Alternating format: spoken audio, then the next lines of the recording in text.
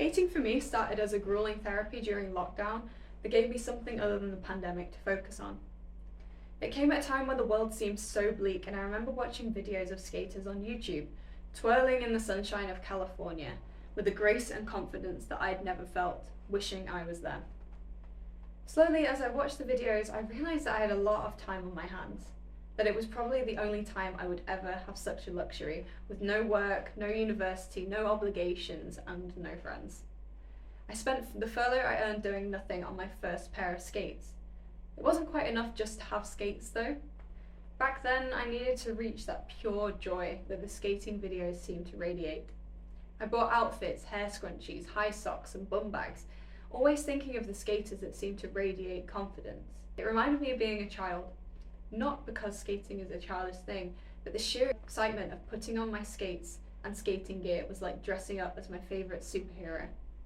I felt like I couldn't be conquered, and as I desperately stumbled out into the cold spring air, I realised that I made a mistake.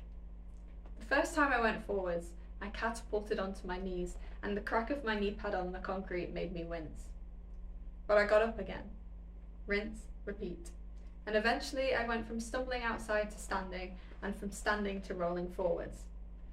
The aesthetic of skating in the sunshine when you're lounging under the light bulbs of lockdown is obviously very appealing, but I didn't quite realise at the time how much work it would be. My driveway became my training ground, my elderly neighbours, my supporters. Every day as I wobbled about or I tried a new trick, they stuck their head out of the door and asked me if I was trying to get into the Olympics.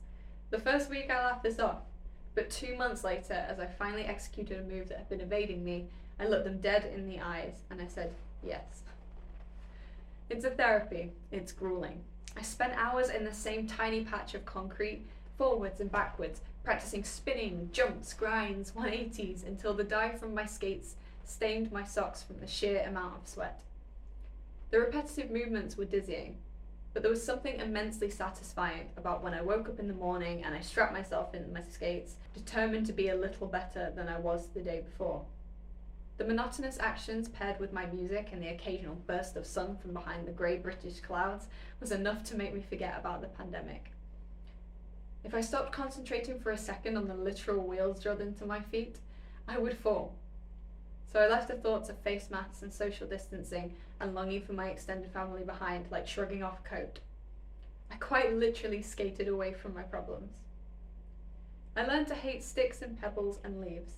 I raged at gravel and roads. I swore at my feet for faltering and my thighs for daring to burn. But I loved it. I loved the wobbles and the unsteady feeling because of the adrenaline it brought me. I loved jamming my headphones into my ear and skating down a hill with such vigour that I hit 30 miles an hour. I bled and I bruised and I told potholes to bugger off, and eventually I stopped stumbling. I didn't quite become a graceful, elegant skater right away like I pictured, but my wheels merged with my feet until we were no longer separate entities. I fell a lot. I bruised and bled probably too much, but that's the price you pay for skating, and I pay it tenfold just to feel the wind in my hair.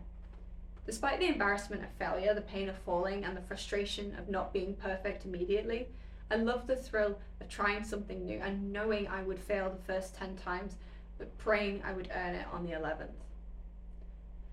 When you think of such a hobby, it's hard to see past the novelty of it. I say I roller skate with the same trepidation of someone who says they like model trains or collecting dolls. It feels sometimes like a childish whim that I haven't quite grown out of.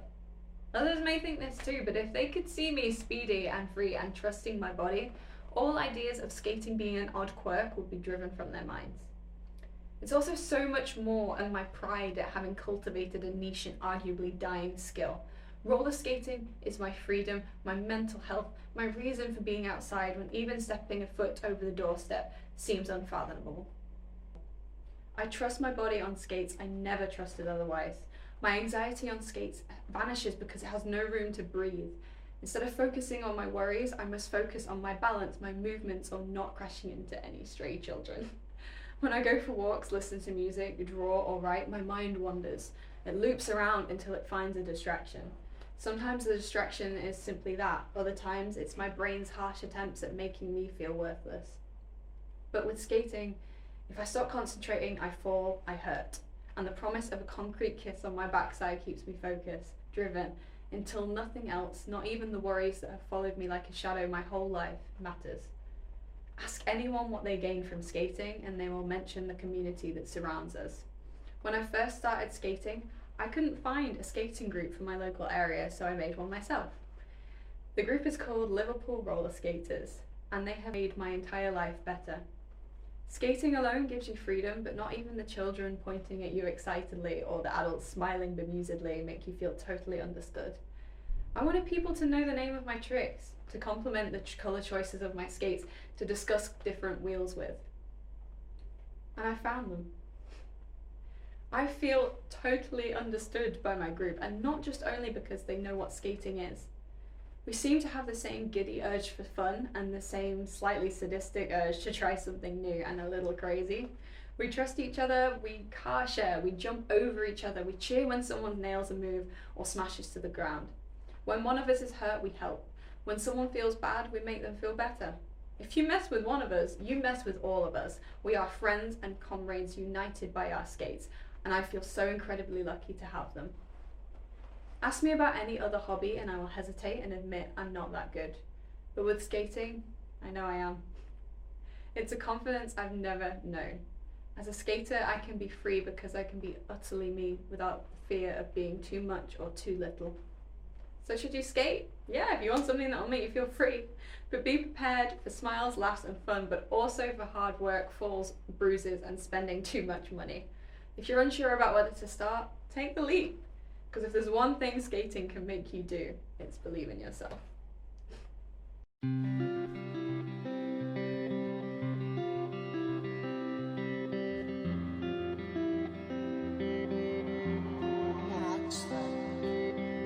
You told me that you never know just how someone could be so cold. The girl you met was naive to think that she could control if she let in. One night, one fight gone. It's so hard to move on. Now her nights are long and cold, 15 blankets and it's not enough. 3 months is long enough to know all she needs is time with you. You told me that you never know that you're in love till it's gone. She'd never admit that it's true. She's been so cold since she left you. The girl you met was naive to think that she could control if she let in. One night, one fight gone. It's so hard to move on. Now her nights are long and cold, 15 blankets and it's not enough. 3 months is long enough to know all she needs is time with